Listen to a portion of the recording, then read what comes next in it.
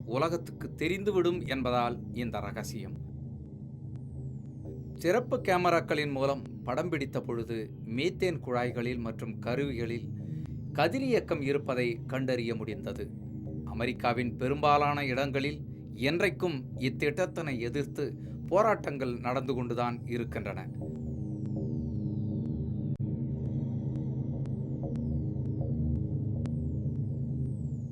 தொடர்ந்து மீத்தேன் எடுக்க நிலத்தடி நீரை தொடர்ச்சியாக வெளியேற்ற வேண்டும். நம் வீட்டுக் கிணறுகள் அதிகபட்சம் 500 அடி ஆழத்தில் தண்ணீர் எடுக்கும். மீத்தேன் கிணறுகளோ 2000 அடி ஆழத்திற்கும் அதிகமான இடத்தில் நீரை உறிஞ்சும். நம் குடிநீர் கிணறுகளை விட பல்லாயிரம் அடி ஆழத்தில் நிலத்தடி நீரை உறிஞ்சுவதால் நம் கிணறுகளில் குடிக்க நீர் இருக்காது. பின்னர் குடிநீருக்கு நாம் என்ன 4000 அடிக்கா போர்வெல் கிணறுகளை அமைக்க முடியும்? இவ்வாறு நிலத்தடி நீர் வெளியேற்றும் பொழுது ஏற்படும் வெற்றிடத்தில் கடல் நீர் உள்ளே புகும். இதன் பின்னர் எந்த காலத்திலும் நிலத்தடி நீரை நன்னீராக நாம் காண முடியாது. இதன் விளைவாக நிலநடுக்கமும் உண்டாகும்.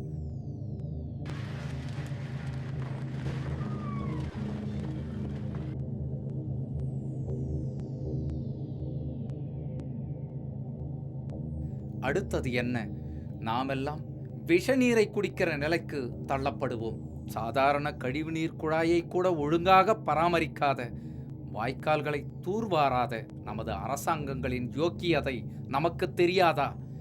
இவர்களா இந்த பயங்கர விஷக்கழிவு நீரை பாதுகாக்கப் போகிறார்கள்? நம் மீனவன் சுடப்படுவதை தடுக்க வக்கற்ற அரசா கழிவு நீரை தடுத்து நம்மை காக்கப் போகிறது? நிலமும் நீர் மட்டுமா மாசுபடப் போகிறது? நாம் சுவாசிக்கும் காற்று என்னவாகும் என்பதையும் பார்ப்போம். மீத்தேன் கிணறுகளில் மீத்தேனை தவிர மற்ற எரிவாயுக்களை வெளியேற்றி விடுவார்கள். இவையும் எளிதில் தீப்பிடிப்பவை. எனவே இவற்றை எரியவிட்டு வெளியேற்றுவார்கள். இவை தொடர்ந்து எரியும். இந்த குழாய்கள் மூலம் வெளியேறும் காற்று ஆர்சனிக் கலந்த மிகவும் கொடிய விஷத்தன்மை வாய்ந்தது.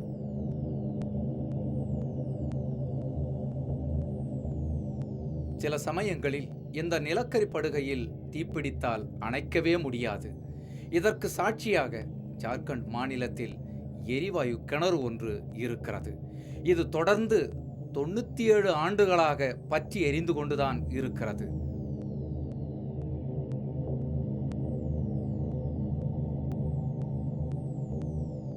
ஒவ்வொரு கிணறிலிருந்தும் வெளியேற்றப்படும் கழிவுகளை எடுத்துச் செல்லும் பல நூறு லாரிகள் நம் கிராமத்தினை தொடர்ந்து அமைதியற்றதாகவும் பாதுகாப்பற்றதாகவும் மாற்றும்.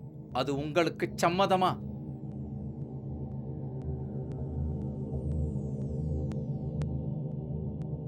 இந்த குழந்தையை பாருங்கள். வருடம் முழுவதும் 24 மணி நேரமும் இவன் மூக்கில் தொடர்ச்சியாக இரத்தம் வழிய என்ன காரணம்? சாட்சாத் மீத்தேன் கிணறுகளேதான். இந்த குழந்தையைப் போல பல்லாயிரம் குழந்தைகள் தினந்தோறும் பாதிப்படைகின்றன. இவர்கள் செய்த பாவம் என்ன? என் 10 வயது குழந்தை எந்நேரமும் துருதுருவென இருப்பாள். அவளுக்கு திடீரென முகத்தில் தடிப்புகள் வந்தன. சோர்வாக படுக்க ஆரம்பித்தாள்.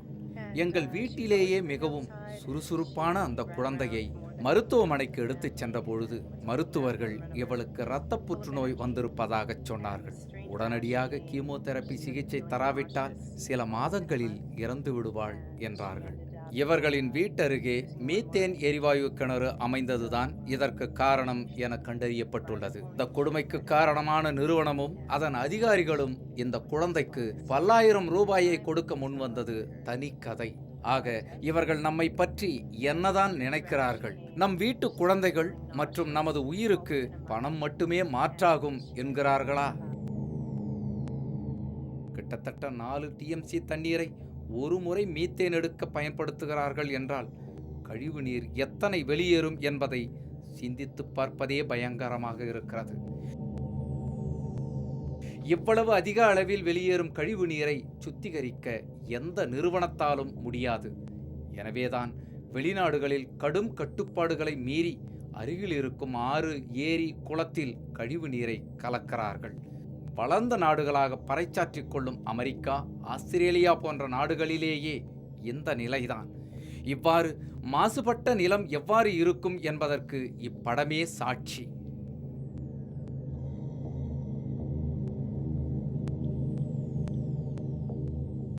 மேலும் இந்த மீத்தேன் எரிவாயுவினை எடுத்துச் செல்லும் குழாய்கள் நம் விவசாய நிலத்தின் குறுக்கே நிலத்தினை துண்டாடும். இப்படி குழாய்கள் செல்வதை நாம் தடுக்க முடியாது. இதன் பாதிப்பிற்கும் நாம் உத்தரவாதம் அளிக்க வேண்டி இருக்கும். இந்த வயல் நடக்கு பூரா என் வயல், அது பூரா இப்போ பாதிக்குது. வண்டி அங்கிட்டு இங்கிட்டு போக முடியலை. இதாவது மண்ணெண்ணெய் வருது, டீசல் வருதுன்னாங்க. இப்போ எல்லோரும் என்னை பயமுறுத்துகிறாங்க. ஏன் விட்டா அப்படிங்கிறாங்க. எல்லோரும் வரும்போது நான் என்ன செய்ய முடியும்? கொஞ்சோண்டு டீசல் ஊற்றி போச்சு, அப்படியே எல்லாம் கருகி போச்சு. அந்த மாதிரி ஏதாவது ஒன்று ஆச்சுன்னா பாதிப்பு பூரா பிறந்து எனக்கு பாதிப்பு பூரா. இந்த நெட்டுக்கு பாருங்கள் எவ்வளோ தூரம்னு.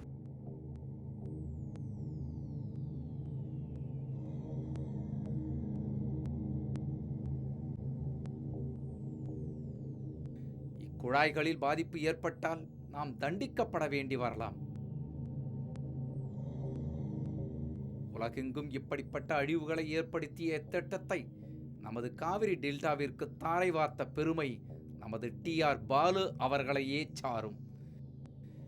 இத்திட்டத்தை செயல்படுத்தும் கிரேட் ஈஸ்டர்ன் எனர்ஜி நிறுவனத்துடன் தமிழக அரசு 2010ஆம் ஆண்டில் ஓர் ஒப்பந்தம் போட்டது. இந்த நிறுவனத்தில் முதலீடு செய்ததன் மூலம் குஜராத் மின்சாரத்துறையும் இதன் பங்காளியாக மாறியுள்ளது. வடசேரியில் போராடிய மக்கள் மீது ஒடுக்குமுறையை ஏவி தனக்கு வாக்களித்து வெற்றியடைய வைத்த சொந்த மக்களுக்கு தீங்கிழைப்பதை குற்றமாக கருதாத டிஆர் பாலு எவ்வாறு மக்கள் கருத்துக்களுக்கு மதிப்பளிப்பார்? இத்திட்டத்தின் மூலம் குஜராத்திகளிடம் போட்ட ஒப்பந்தம் பற்றி காங்கிரஸோ பாஜகவோ இதுவரை வாய் திறக்கவே இல்லை. தேர்தல் பிரச்சாரத்தில் திமுகவின் இத்திட்டத்திற்கு எதிர்ப்பை பதிவு செய்த தமிழக முதல்வர் ஜெயலலிதா அச்சம் உள்ளது என்கிறாரே. அப்படியானால் இந்த ஆபத்தில் உண்மையில்லை என்கிறாரோ? அதன் உள்ளர்த்தம்தான் என்ன? ஆழ்துளை கிணறுகள் அமைத்து ஆய்வு பணிகளை துவங்குவதற்கான அனுமதியை தமிழ்நாடு மாசு கட்டுப்பாட்டு வாரியம் தான் வழங்க வேண்டும். 2011 நான் முதலமைச்சரான பின்னர் இது நாள் வரை அந்த அனுமதியை நாங்கள் வழங்கவில்லை. இந்த திட்டம் நிறைவேற்றப்பட்டால் நிலத்தடி நீர் அதல பாதாளத்திற்கு சென்றுவிடக்கூடிய சூழல் ஏற்படும். இந்த திட்டம் நிறைவேற்றப்பட்டால் வளமான டெல்டா பகுதிகள் வறண்ட பாலைவனமாக ஆகிவிடும் என்ற அச்சம் உள்ளது. எனவே இது பற்றி ஆராய ஒரு குழுவினை அமைக்க நான் ஆணையிட்டுள்ளேன். விவசாயிகளின் வீழ்ச்சியில் தொழில் வளர்ச்சியை எனது அரசு ஊக்குவிக்காது என்ற உத்தரவாதத்தை நான் உங்களுக்கு அளிக்கிறேன். இத்திட்டம் பற்றி ஆராய ஒரு குழுவினை ஏற்படுத்தி உள்ளார் தமிழக முதல்வர் ஜெயலலிதா அவர்கள். இதில் அண்ணா பல்கலைக்கழக நிபுணர்கள், இந்திய தொழில்நுட்பக் கழகம், தமிழக பொதுப்பணித்துறை, மாசு கட்டுப்பாட்டு வாரியம் மற்றும் MS சுவாமிநாதனின் வேளாண் ஆராய்ச்சி நிறுவனம் ஆகியவற்றை இணைத்துள்ளார். இக்குழு ஆய்வு மேற்கொண்டு மக்களின் அச்சம் குறித்து அரசிடம் அறிக்கை தரும். அதன் அடிப்படையிலேயே ஜெயலலிதா அரசு முடிவெடுக்கும். இக்குழுவில் உள்ள MS சுவாமிநாதன் என்பவர் யார்? MS சுவாமிநாதன் நம்முடைய பாரம்பரிய விதைகளை வெளிநாட்டுக்கு விற்றவர் என்ற குற்றச்சாட்டிற்கு ஆளானவர். பாரம்பரிய விவசாயத்தினை முடக்கியவர் இவரே. ஆரோக்கியமற்ற விவசாய முறையை கொண்டு வந்தவரும் இவரே. இவரது சதித்திட்டத்தை முறியடிக்க வாழ்நாள் முழுவதும் போராடிய நம்மாழ்வாரின் பெயரால் கேட்கிறோம். இவரையும் இவரது ஆய்வு முடிவையும் நாம் நம்ப முடியுமா? வடக்கின் வசந்தம் எனும் திட்டத்தின் மூலம் இலங்கை அரசு இனப்படுகொலையில் தப்பிய தமிழ் மக்களை அழிக்க முடிவு செய்தது. இத்திட்டத்தினை செயல்படுத்தியவர் இந்த சுவாமிநாதன். நெருங்கிய நண்பர் இவர்தான் இன்று மீத்தேன் திட்டம் குறித்து தமிழக அரசுக்கு பரிந்துரை செய்யும் குழுவில் பங்கேற்கிறார். அதனால்தான் முதல்வர் ஜெயலலிதா அமைத்த குழுவின் நேர்மையை சந்தேகப்பட வேண்டியுள்ளது.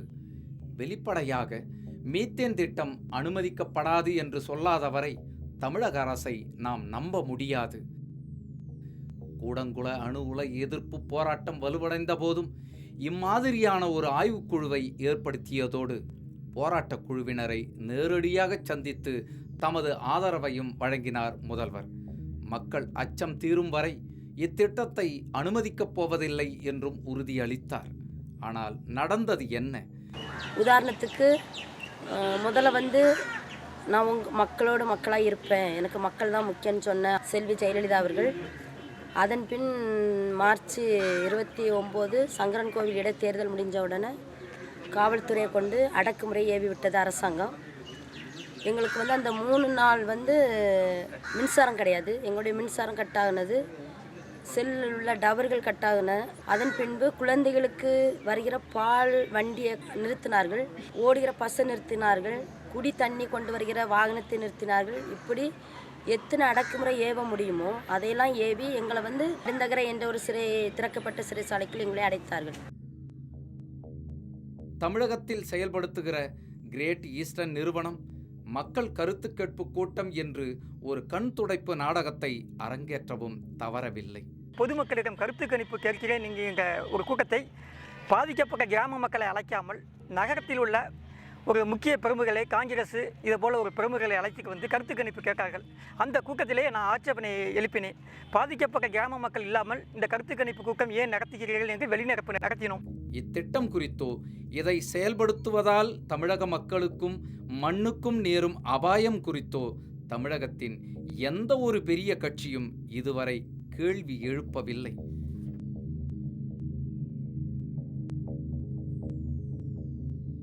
பல கோடி மக்களுக்கான வளம், வருமானம், வாழ்க்கை அனைத்துக்கும் ஆதாரமாக இருக்கக்கூடிய காவிரி டெல்டாவை ஒற்றை நிறுவனத்தின் லாபத்திற்காக பலியாக்க பார்க்கிறார்கள். இந்த திட்டம் நிறைவேற்றப்பட்டால் பல கோடி தமிழர்கள் தங்கள் சொந்த நிலத்தினை விட்டு வெளியேற்றப்படுவார்கள். இவர்களுக்கு வேலை மட்டுமல்ல, தங்க வீடும், குடிநீரும், ஏனைய அடிப்படை வசதிகளும் கிடைப்பதில்லை. இதுபோன்ற திட்டங்களால் பல்லாயிரக்கணக்கான மக்கள் தினந்தோறும் சென்னை போன்ற நகரங்களுக்கு குடிபெயர்கிறார்கள். இந்த நகரத்தில் 3ஆம் தர வாழ்க்கையே இவர்களுக்காக காத்திருக்கிறது. இருக்க இடமின்றி, குடிக்க குளிக்க நீரின்றி, உணவின்றி, வேலையின்றி இவர்கள் படும் துன்பங்கள் சொல்லி மாளாது. இந்த மீத்தேன் திட்டம் என்பது தமிழ் இன அழிப்பு திட்டம் என்பது ஒரு சரியான வரையறுப்பாக இருக்கும்னு நான் நினைக்கிறேன். ஈழத்தை பொறுத்த வரைக்கும் அங்கே காலனைசேஷன் என்று குடியேற்றம் செய்து தமிழர்களை அங்கிருந்து விரட்டுறாங்க. அதுக்கு பதில் இங்கே மீத்தேன் திட்டம் என்ற பெயரில் தண்ணீர் இல்லாமலாக்கி இங்கிருந்து அப்புறப்படுத்த போகிறார்கள். கிட்டத்தட்ட 2 ஒன்று தான். மக்களை தாங்கள் வாழ்நில பகுதியிலிருந்து, தாயக பகுதியிலிருந்து அப்புறப்படுத்தக்கூடிய வேலையை அங்கே வன்முறையின் மூலமாக சிங்களர்கள் செய்யும்போது இங்கே பல்வேறு திட்டங்கள் என்ற பெயர்களே இந்திய அரசு செய்கிறது. விளைவு ஒன்றுதான். இது ஒரு இனப்பகை நோக்கிலிருந்து வருகிறது. ஒரு வணிகம், தொழில்நுட்பம் என்பதாக மட்டும் இதை பார்க்க முடியாது. ஒரு இனப்பகை என்பதிலிருந்து வருகிறது. இந்த இனப்பகை என்பது தமிழர்களுக்கு எதிரான இனப்பகை இந்திய அரசுக்கு தொடர்ந்து இருக்கிறது. ஏன் அப்படி இருக்க வேண்டும் என்றால், எந்த நாடும் சரி ஒரு இனச்சார்பு இல்லாமல் ஒரு அரசு நடக்க முடியாது. அந்த வகையில் இவர்களுக்கு ஒரு ஆரிய இனச்சார்பு இருக்கிறது. அதற்கான ஒரு தத்துவம் இருக்கிறது. இந்த ஆரியத்துக்கு 3000 ஆண்டுகளாக எதிர்ப்பாக இருப்பது இந்திய துணைக்கண்டத்தில் தமிழ் இனம் மட்டும்தான். எனவே இந்த ஆரியர் தமிழர் போராட்டம் இன்றைக்கும் நடந்து கொண்டிருக்கிறது. இன்றைக்கும் அது வளர்ந்து கொண்டிருக்கிறது. அதனுடைய ஒரு பகுதியாகத்தான் அழிந்தால் தமிழினம் அழியட்டும், ஆதாயம் கிடைத்தால் நாம் பகிர்ந்து கொள்வோம் என்ற வகையிலே இந்திய அரசு தன்னுடைய தொழில் கொள்கையின் அணுகுமுறையை வைத்திருக்கிறது. தமிழக ஆளும் கட்சிகளும் எதிர்க்கட்சிகளும் தனிப்பட்ட நலனுக்காக இத்திட்டங்களை ஆட்சேபிப்பதில்லை. நம்மை போன்ற அடித்தட்டு மக்களுக்கு இவை வெறும் திட்டங்கள் அல்ல, திட்டமிட்டு பழிவாங்க அரங்கேற்றும் கொலை திட்டங்கள்.